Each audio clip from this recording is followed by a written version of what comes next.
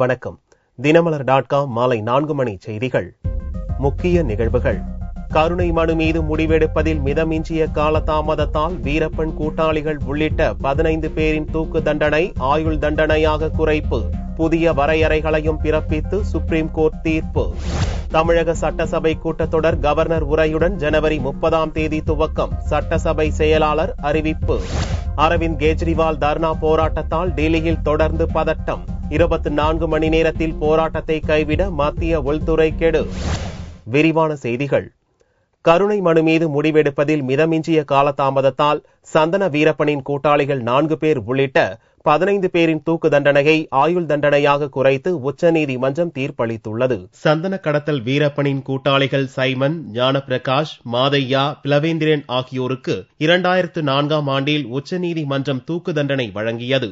1993 ஆண்டில் தமிழகத்தின் பாலாறில் கண்ணிவெடி மூலம் 22 போலீசாரை கொன்றது தொடர்பான வழக்கில் விதிக்கப்பட்ட மரண தண்டனையை எதிர்த்து ஜனாதிபதிக்கு 4 உடனடியாக கருணை மனு செய்தனர். அந்த மனுக்கள் 9 ஆண்டுகள் கழித்து 2013 ஆண்டில் நிராகரிக்கப்பட்டன. கருணை மனுக்கள் மீது முடிவெடுப்பதில் மிதமிஞ்சிய காலதாமதம் ஏற்பட்டதை சுட்டிக்காட்டி தூக்கு தண்டனையை ஆயுளாக குறைக்க வேண்டும் என 4 உச்சநீதிமன்றத்தில் மனு செய்தனர். அந்த மனுக்களை விசாரித்த தலைமை நீதிபதி சதாசிவம் தலைமையிலான பெஞ்ச் செவ்வாயன்று தீர்ப்பளித்துள்ளது. கருணை மனுக்கள் மீது முடிவெடுப்பதில் அளவுக்கு அதிகமான காலதாமதத்தை பொருத்தமான காரணமாக ஏற்றுக்கொண்ட நீதிபதிகள் வீரப்பன் கூட்டாளிகளின் தூக்கு தண்டனையை ஆயுளாக குறைப்பதாக தீர்ப்பளித்துள்ளனர். நீண்ட காலமாக தூக்கு தண்டனைக்காக காத்திருப்பது கொடூரமானது மட்டுமின்றி வாழும் உரிமையை மறுப்பதுமாகும் என்ற கருத்தை ஏற்றுக்கொண்ட நீதிபதிகள் தூக்கு தண்டனையை நிறைவேற்றுவது தொடர்பாக சில நெறிமுறைகளையும் அறிவித்துள்ளனர். கருணை மனுவை ஜனாதிபதியோ கவர்னரோ நிராகரித்தால் அது பற்றி தூக்கு கைதிகள் மற்றும் அவர்களது குடும்பத்தினருக்கு தெரியப்படுத்த வேண்டும் எனவும், கருணை மனு நிராகரிக்கப்பட்ட 14 நாட்களுக்குள் கைதியை கட்டாயம் தூக்கிலிட வேண்டும் எனவும் நீதிபதிகள் தங்களது தீர்ப்பில் கூறியுள்ளனர். ஆயுள் கைதி மனநோய் அல்லது மூளைக்கோளாறால் பாதிக்கப்பட்டிருந்தால் அவர்களது தூக்கு தண்டனையை கட்டாயம் ஆயுள் சிறையாக குறைக்க வேண்டும் எனவும் நீதிபதிகள் கூறியுள்ளனர். கைதிகளை தனிமைச் சிறையில் அடைத்து வைப்பது சட்டவிரோதம் என்றும், தூக்கு தண்டனை பெற்ற கைதிகளுக்கு சிறைக்குள்ளேயே சட்ட உதவிகள் வழங்கப்பட வேண்டும் எனவும், குடும்பத்தினர் நண்பர்களை சந்திக்க தூக்கு கைதிகளை அனுமதிக்க வேண்டும் என்றும் நீதிபதிகள் கருத்து தெரிவித்துள்ளனர். வெவ்வேறு வழக்குகளில் மரண தண்டனை பெற்ற மேலும் 11 பேரது தூக்கு தண்டனையையும் ஆயுள் தண்டனையாக நீதிபதிகள் குறைத்துள்ளனர். கருணை மனு மீது முடிவெடுப்பதில் ஏற்பட்ட காலதாமதத்தை எதிர்த்து அந்த 11 பேரும் மனு செய்திருந்தனர். தூக்கு தண்டனை தொடர்பாக உச்சநீதிமன்றம் கூறியுள்ள அதிரடி தீர்ப்பால் ராஜீவ் கொலை குற்றவாளிகள் 3 நிவாரணம் கிடைக்கும் என்று எதிர்பார்க்கப்படுகிறது. வீரப்பன் கூட்டாளிகளின் தூக்கு தண்டனையை ஆயுளாக குறைத்த உச்சநீதிமன்றம் கருணை மனுக்கள் மீதான முடிவில் ஏற்படும் காலதாமதத்தை காரணமாக கூறி உச்சநீதிமன்றத்தை அணுக ஒவ்வொரு தூக்கு கைதிக்கும் உரிமை இருப்பதாகவும் குறிப்பிட்டுள்ளது. பயங்கரவாதிகளாக இருந்தாலும் சாதாரண கிரிமினல்களாக இருந்தாலும் அவர்களுக்கும் அந்த உரிமை இருப்பதாகவும் நீதிபதிகள் தங்களது தீர்ப்பில் கூறியுள்ளனர். உச்ச நீதிமன்றத்தின் இந்த தீர்ப்பு நீண்ட கால தாமதத்துக்கு பிறகு கருணை மனுக்கள் நிராகரிக்கப்பட்ட அனைத்து தூக்கு கைதிகளுக்கும் நிவாரணத்தை வழங்கும் என்று தெரிகிறது. குறிப்பாக ராஜீவ் கொலை வழக்கில் தூக்கு தண்டனை பெற்ற முருகன், சாந்தன், பேரறிவாளன் ஆகியோரது தண்டனை குறையும் வாய்ப்பு ஏற்பட்டுள்ளதாக சட்ட நிபுணர்கள் கருதுகின்றனர். இந்த 3 கருணை மனுக்களை 11 ஆண்டுகள் தாமதத்துக்கு பிறகு 2011 ஆண்டில் ஜனாதிபதி நிராகரித்தார். ராஜீவ் கொலை வழக்கில் கைதானது முதல் முருகன், சாந்தன், பேரறிவாளன் 3 20 ஆண்டுகளாக சிறைவாசம் அனுபவித்து வருகின்றனர். அதேபோல 1993 ஆண்டு டில்லி குண்டுவெடிப்பு வழக்கில் தூக்கு தண்டனை பெற்ற தேவிந்தர் பால் சிங் புல்லருக்கும் நிவாரணம் கிடைக்கக்கூடும் என்று எதிர்பார்க்கப்படுகிறது. கருணை மனு மீதான முடிவில் ஏற்படும் காலதாமதத்தை சுட்டிக்காட்டி பயங்கரவாத வழக்கு குற்றவாளிகள் நிவாரணம் பெற முடியாது என்று கூறிய உச்சநீதிமன்றத்தின் இன்னொரு பெஞ்ச் கடந்த ஆண்டு புல்லரின் தூக்கு தண்டனையை உறுதி செய்தது குறிப்பிடத்தக்கது. வரும் ஜனவரி 30 கவர்னர் உரையுடன் தமிழக சட்டசபை கூட்டத்தொடர் துவங்குகிறது. தமிழக சட்டசபை கூட்டம் தொடர்பாக சட்டசபை செயலாளர் ஜமாலுதீன் செவ்வாயன்று ஓர் அறிவிப்பை வெளியிட்டார். அதில் தமிழக சட்டசபை கூட்டத்தை வரும் ஜனவரி 30 வியாழக்கிழமை பகல் 12 மணிக்கு கவர்னர் ரோசையா கூட்டியிருப்பதாக தெரிவித்துள்ளார். மேலும் அதே நாளில் பகல் 12 மணிக்கு கவர்னர் ரோசையா உரை நிகழ்த்துவார் என்றும் அறிவிக்கப்பட்டுள்ளது. இந்த ஆண்டின் முதல் கூட்டத்தொடர் என்பதால் கவர்னர் உரையுடன் துவங்குகிறது. லோக்சபா தேர்தலுக்கான அறிவிப்பு வெளியிடப்பட உள்ள நிலையில் இக்கூட்டத்தொடரில் தமிழக அரசின் சார்பில் முக்கிய திட்டங்கள் குறித்த அறிவிப்புகள் வெளியிடப்படும் என்று எதிர்பார்க்கப்படுகிறது. டெல்லி போலீஸை மாநில அரசின் கட்டுப்பாட்டில் கொண்டுவர கோரி முதல்வர் அரவிந்த் கெஜ்ரிவால் மற்றும் ஆம் ஆத்மி தொண்டர்கள் 2வது நாளாக தர்ணா போராட்டத்தில் ஈடுபட்டனர்.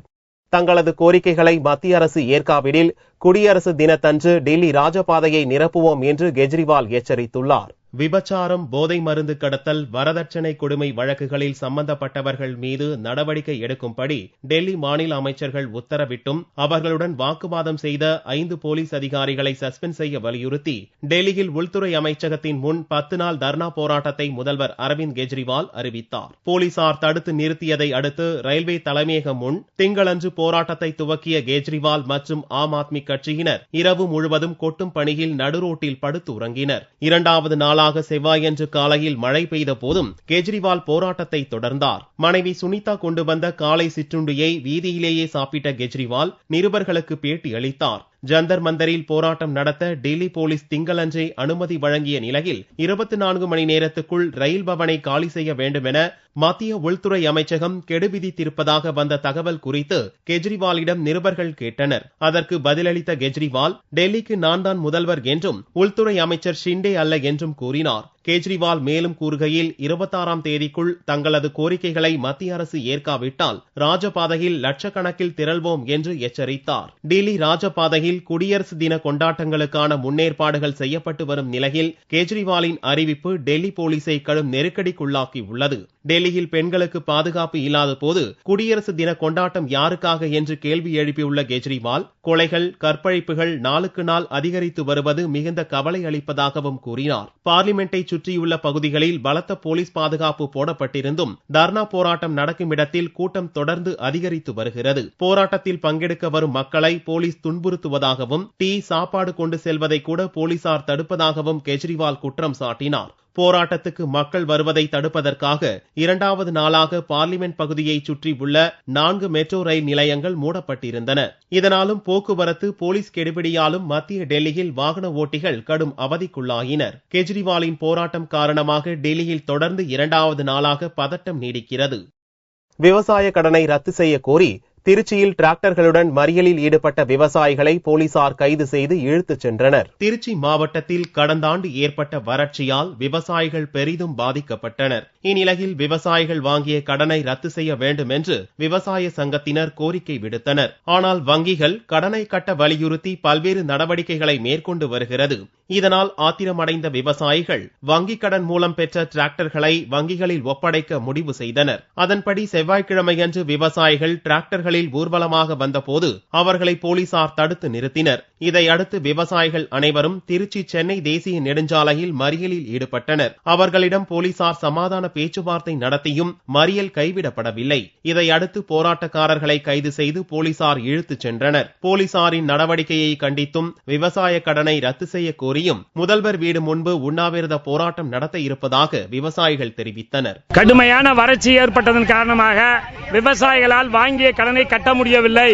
எங்களுக்கு வட்டி கூட கட்ட முடியல, குடிக்க தண்ணி இல்ல, கேணியில தண்ணியே ஊர்ல, சாவடி பண்ண முடியல. அதனால எங்களால கடனை கட்ட முடியலன்னு திருச்சி ஸ்டேட் பேங்க்ல எங்க டிராக்டர் எல்லாம் ஒப்படைக்க போனோம். ஆனா அங்க என்ன பண்ணிட்டாங்க, எங்க டிராக்டரை வாங்க மறுத்துட்டாங்க. டிராக்டர் வாங்க மறுத்தாலும் நாங்க இங்க வந்து மறியல் பண்ணோம். எங்களை போலீஸ் அடிச்சு ரோட்ல இழுத்து தரன்னு இழுத்து எல்லாத்துக்கும் முதுகுல காயத்தை உண்டாக்கி விவசாயிகளை கொடுமைப்படுத்தி விட்டார்கள். கேவலமா பேசிட்டாங்க. விவசாயி ஏண்டா நீ சாவடி பண்ற, போய் சாக வேண்டியதாடான்னு கேட்கிறாங்க. இதெல்லாம் நியாயமா? இதெல்லாம் கண்டிச்சு முதலமைச்சர் வீட்டுக்கு முன்னாடி போனாங்கல்ல, சாகு வரை உண்ணாவிரதம் இருக்க போறோம். விவசாயிகள் கொண்டு வந்த டிராக்டர்களை போலீசார் அப்புறப்படுத்திய நிலையில் விவசாயிகள் நடத்திய மறியலால் திருச்சி சென்னை தேசிய நெடுஞ்சாலையில் 2 மணி நேரம் போக்குவரத்து பாதிக்கப்பட்டது. ராஜ்யசபா தேர்தலுக்கான வேட்புமனு தாக்கல் துவங்கிய முதல் நாளன்று திமுக வேட்பாளர் சிவா மனு தாக்கல் செய்துள்ளார். தமிழகத்தைச் சேர்ந்த ராஜ்யசபா எம்பிக்களில் திமுகவின் அமீர் அலி ஜின்னா, வசந்தி ஸ்டான்லி, காங்கிரசின் வாசன், ஜெயந்தி நடராஜன், அதிமுகவின் பாலகங்கா, மார்க்சிஸ்ட் கட்சியின் ரங்கராஜன் ஆகியோரின் பதவிக்காலம் ஏப்ரல் 2ஆம் தேதியுடன் நிறைவடைகிறது. புதிய எம்பிக்கள் தேர்தலுக்கான வேட்புமனு செவ்வாயன்று துவங்கியது. முதல் நாளிலேயே திமுக வேட்பாளர் சிவா மனு தாக்கல் செய்தார். இன்றைக்கு வேட்புமனு தாக்கல் செய்திருக்கிறேன். எங்களுடைய கூட்டணி கட்சி தலைவர்கள் அத்தனை பேரும் தங்களுடைய ஒத்துழைப்பை எங்களுக்கு நல்குவதாக எங்களுக்கு நல்ல செய்திகளை தந்திருக்கின்றார்கள். இந்த தேர்தலில் நிச்சயமாக நாங்கள் வெற்றி பெறுவோம். வெற்றி பெறுகின்ற அளவிற்கு எங்களுக்கு ஆதரவு. முதல் நாளில் சுயேட்சை வேட்பாளர் பத்மராஜன், ராமச்சந்திரன் ஆகியோரும் மனு தாக்கல் செய்தனர். 21ஆம் தேதியான செவ்வாயன்று துவங்கி 26ஆம் தேதி ஞாயிறு தவிர 28ஆம் தேதி வரை வேட்புமனு தாக்கல் செய்யலாம். 29ஆம் தேதி வேட்புமனுக்கள் பரிசீலனை செய்யப்படுகின்றன. ஜனவரி 31ஆம் தேதி வேட்புமனுக்களை வாபஸ் பெற கடைசி நாள். தேவைப்பட்டால் பிப்ரவரி 7ஆம் தேதி காலை 9 மணி முதல் 4 மணி வரை ஓட்டுப்பதிவு நடக்கும் என்றும், ஓட்டு எண்ணிக்கை மாலை 5 மணிக்கு நடந்து அப்போதே முடிவுகள் அறிவிக்கப்படும் என்றும் தமிழக தேர்தல் அதிகாரி அறிவித்துள்ளார். தேர்தல் கூட்டணி குறித்து காங்கிரஸ் தலைமை எடுக்கும் முடிவே மாநில காங்கிரஸ் கட்சியின் முடிவாக இருக்கும் என மத்திய அமைச்சர் வாசன் தெரிவித்தார். சென்னையில் ஏற்றுமதிக்கான உடன்படிக்கை நிகழ்ச்சி ஒன்றில் கலந்து கொண்ட மத்திய கப்பல் துறை அமைச்சர் வாசன் செய்தியாளர்களிடம் பேசுகையில், மீனவர்கள் பிரச்சினையில் பேச்சுவார்த்தை மூலம் நல்ல தீர்வு ஏற்படும் என்று நம்பிக்கை தெரிவித்தார். ராஜ்யசபா தேர்தல் கூட்டணியை பொறுத்தவரை காங்கிரஸ் தலைமை எடுக்கும் முடிவே மாநில காங்கிரஸ் கட்சியின் முடிவாக இருக்கும் எனவும் வாசன் தெரிவித்தார். விரைவில் நடைபெறும் மீனவர் பிரதிநிதிகளுடைய பேச்சுவார்த்தையில் சுமூக முடிவு ஏற்படும் என்று நம்புகிறேன். நீங்க மாநிலங்களவை தேர்தல் குறித்து அகில இந்திய காங்கிரஸ் கட்சியினுடைய முடிவு என்பது தமிழ்நாடு காங்கிரஸ் கட்சிக்கு பொருந்தும். நாடு முழுவதும் உள்ள துறைமுகங்களை பள்ளி குழந்தைகள் வாரத்தில் ஒருமுறை இலவசமாக பார்வையிடலாம் என்றும், ஏப்ரல் 1ஆம் தேதி முதல் இத்திட்டம் அமல்படுத்தப்படும் என்றும் வாசன் தெரிவித்தார். இடஒதுக்கீடு கொள்கைக்கு எதிராக அதிமுக அரசு செயல்படுவதாக கூறி சென்னையில் திமுக சார்பில் கண்டன ஆர்ப்பாட்டம் நடந்தது. உச்சநீதிமன்ற இடஒதுக்கீட்டு உத்தரவுக்கு எதிராக அதிமுக அரசு செயல்படுவதாக திமுக குற்றம் சாட்டியது. இதை கண்டித்து திமுக மாணவர் அணி சார்பில் சென்னை சேப்பாக்கத்தில் செவ்வாயன்று கண்டன ஆர்ப்பாட்டம் நடந்தது. உச்சநீதிமன்றத்திலே அந்த வழக்கு நடைபெற்றுக் கொண்டிருக்கிறது. அதில் கருத்துதான் சொல்லப்பட்டிருந்தே தவிர தீர்ப்பு இன்னும் சொல்லப்படவில்லை. டாக்டர்களை, நர்சுகளை இவர்களை நியமிக்கிற இந்த வேலைகளில் இடஒதுக்கீடு கொள்கையை அமுல்படுத்திட வேண்டும் என்பதற்காகத்தான் மாணவர்களை சார்பில், மாணவர் அமைப்பின் சார்பில் இன்றைக்கு இங்கே ஆர்ப்பாட்டத்தை நடத்தியிருக்கிறார்கள். இப்போராட்டம் எச்சரிக்கை என்றும், அடுத்த கட்ட போராட்டம் தீவிரமடையும் என்றும் திமுகவினர் தெரிவித்துள்ளனர். நாமக்கல்லில் தற்காலிக மின் இணைப்பு முறைகேட்டு வழக்கை மறைப்பதற்கு 50,000 ரூபாய் லஞ்சம் பெற்ற மின்வாரிய உதவி செயற்பொறியாளரை லஞ்ச ஒழிப்பு போலீசார் கைது செய்தனர். நாமக்கல் மாவட்டம் பரமத்தி வேலூர் சக்கரமேடு பகுதியைச் சேர்ந்த சதீஷ்குமார் தான் கட்டிவரும் புதிய வீட்டிற்கு தற்காலிக மின் இணைப்பு பெறாமல் சட்டவிரோதமாக அருகில் உள்ள வீட்டிலிருந்து மின் இணைப்பு பெற்று கட்டடம் கட்டி வந்தார். இதுகுறித்து மின்வாரிய அதிகாரிகள் நடத்திய ஆய்வில் சதீஷ்குமார் முறைகேடு செய்தது தெரிய வந்தது. இதையடுத்து பரமத்தி வேலூர் மின்வாரிய உதவி செயற்பொறியாளர் பாபு இந்த வழக்கிலிருந்து விடுவிக்க 3 லட்சம் ரூபாய் பணம் தர வேண்டும் என்று சதீஷ்குமாரிடம் வலியுறுத்தினார். ஆனால் சதீஷ்குமார் 1.25 லட்சம் தருவதாக கூறி முதல் தவணையாக 50,000 ரூபாயை பாபுவிடம் அளிக்க அலுவலகத்திற்கு சென்றார். ஆனால் பாபு அந்த பணத்தை அருகில் உள்ள பேக்கரிக்கு வந்து தருமாறு கூறியதை தொடர்ந்து சதீஷ்குமார் அங்கு சென்று பணத்தை கொடுத்தார். ஏற்கனவே இது குறித்து தகவல் அறிந்த லஞ்ச ஒழிப்பு துறையினர் பேக்கரியில் மறைந்திருந்து பாபுவை பணத்துடன் கையும் களவுமாக பிடித்தனர். 50,000 பணத்தை பறிமுதல் செய்த போலீசார் பாபுவிடம் தொடர்ந்து விசாரணை நடத்தி வருகின்றனர்.